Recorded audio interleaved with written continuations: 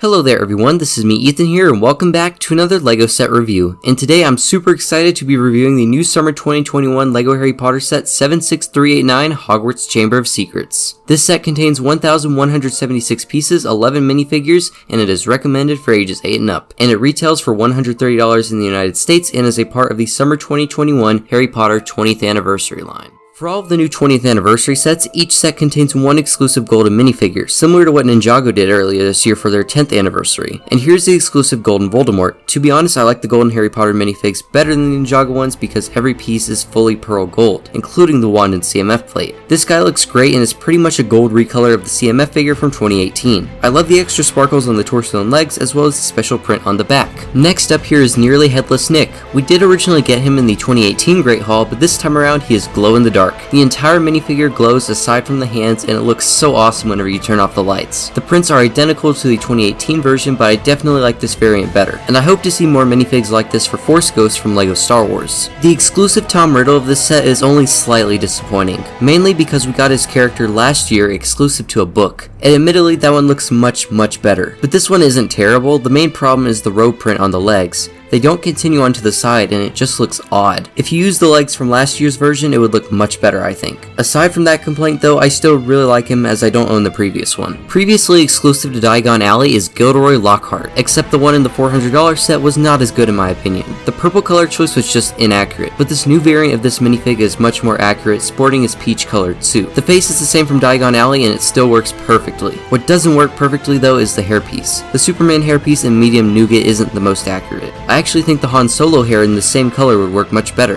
Thankfully, that hairpiece is included for the first time in this set, which we will get to later. And finally, the only thing that's lacking with this guy is a lack of a cape. Other than that, I'm super happy to have Lockhart to add to my Professor collection. Another phenomenal minifigure is Albus Dumbledore. This is very obviously a modernized version of the classic purple Dumbledore from the early 2000s sets, and I love it. The bright purple with all of the detailing is absolutely amazing. We also finally get his hairpiece in white, which is a little overdue. I kinda dislike the reuse of the Series 2 CMF head because it makes the CMF fig less unique, but I still do like this minifigure. A very obscure character included is Professor Sinistra, a character who only got a few seconds of screen time in the background of some of the films. Even though she was only a background character, to me she's one of the main highlights of the set. The McGonagall hat recolor, the face print, the torso print, and the dress print all look phenomenal. Moving on to the students of the set, why not start off with The Boy Who Lived? Harry is a pretty simple minifig with some common pieces, but at least he is accurate. For his accessory, he comes with the Sword of Gryffindor from the second CMF. It is slightly disappointing that we are pulling so many pieces from this series, but how could you not include the sword in this set? Ginny Weasley is very disappointing. She's accurate using some common pieces until we get to the head. We need a unique face print for Ginny, not just this generic girl face. And she shares the same face as another minifig in this set, which feels pretty cheap from LEGO. She also comes with Tom Riddle's diary for her accessory. Colin Creevey is a character we've never gotten in LEGO form until now, and I'm so happy we have him. The face prints are spot on, and the Han Solo hair recolor is fantastic. He also has to come with a camera for his accessory. This is definitely one of my favorite minifigures from this set. Luna Lovegood doesn't make sense in this set considering it's based on the Chamber of Secrets movie, but she's still cool. She shares the same face as Ginny, which is pretty annoying, but she comes with one of Lockhart's books for her accessory. Justin Finch-Fletchley is a pretty generic minifigure, but I'm glad to see more Hufflepuff torsos. And no, he does not have the same face as Ginny and Luna because Ginny and Luna have a slight little eyelash print. That's pretty much the only difference. They're very similar, but not completely. The Basilisk is fantastic. It is so much more accurate and more creepy than the garden snake we got in 2018. The mouth can open and close and it's pretty poseable.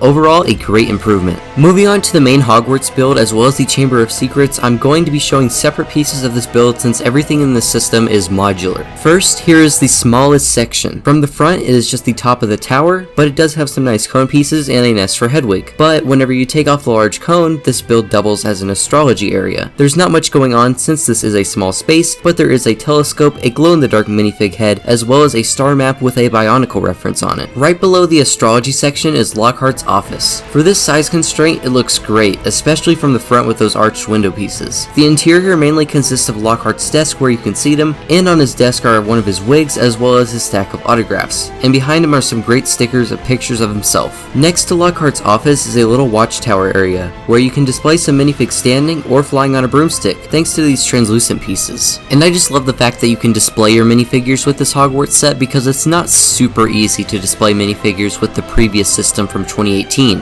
And right underneath the Watchtower and the office is Lockhart's classroom. I love the architecture on the front as well as the Hogwarts crest. And inside the classroom it looks great. There's a candle in the back, a potion, a pink frog, 2 desks, a table with a skull, and a picture of Lockhart. And then a huge painting of Lockhart painting a painting of himself. And that sticker just looks phenomenal. And finally there's a cage for the Cornish pixies, which you do get 2 of in this set and they look really great. Moving to the left of those builds we just took a look at, here's the Great Hall. This is a very downscaled version, but let's take a closer look. The exterior looks quite fantastic and it's a pretty similar build process to the 2018 version. Taking a look at the interior, for how small it is, it's not terrible. In the, I guess, attic area, there is a potion, a gem, a chessboard, and a glow-in-the-dark minifigure head with the Mysterio dome on top. There are 6 candles surrounding the Great Hall. Dumbledore's podium, while small, looks great with the Hedwig recolor in pearl gold. There are some tables with cereal, a croissant, some cups and goblets, and chocolate frogs. One of the tables doubles as a dueling match where you can cast a spell and make a minifig go flying off the table. There's also a fireplace in the back. And the only downside of the Great Hall is the fact that for some reason part of it is built on top of the Chamber of Secrets, which makes it difficult if you want the Great Hall and Chamber of Secrets to be separate builds. Moving on to the Chamber of Secrets, there are 3 sections that can be split apart. We'll start off with the chamber door. It's a somewhat small build, but it gets the job done. I love the snakes. There is also a small section of Hogwarts right above it with an owl perched above. In this piece you can connect to either side of the chamber. Onto the main section under Hogwarts, the front has some pretty great rockwork and some torches. The backside doesn't have much standing room inside since this is a playset, but it looks great. The giant buildable head of Salazar Slytherin is an amazing build. There's even a section on the front you can take out which opens the mouth so you can slide the Basilisk through, and it looks so cool. And on that build that you pull out, there is a tooth inside that Harry uses to destroy Tom Riddle's diary from in the movie. The addition of the recolored Ninjago snake heads for statues on the inside are also a nice touch. The final connection of the chamber once again has a great exterior, and the interior has a lot of bones as well as a slide which you can access from the front, and that also connects to the $20 set of this wave. Finally, here are the collectible wizard cards that I got. Sadly, they are randomized per each set, so I got 3 duplicates of Silver Dumbledore. But I also got a Gold Dumbledore, Gold Snape, and Bronze Helga Hufflepuff. This is such a fun idea, I just wish they weren't randomized. Taking a look at the instructions, there are 298 steps. And in the back there is an advertisement showing the $40 Fluffy Encounter as well as the $20 Polyjuice Potion Mistake, and it shows how you can combine them with the set. There is also a checklist for the cards. The box design looks amazing, and for some reason the box was a lot bigger than I was expecting.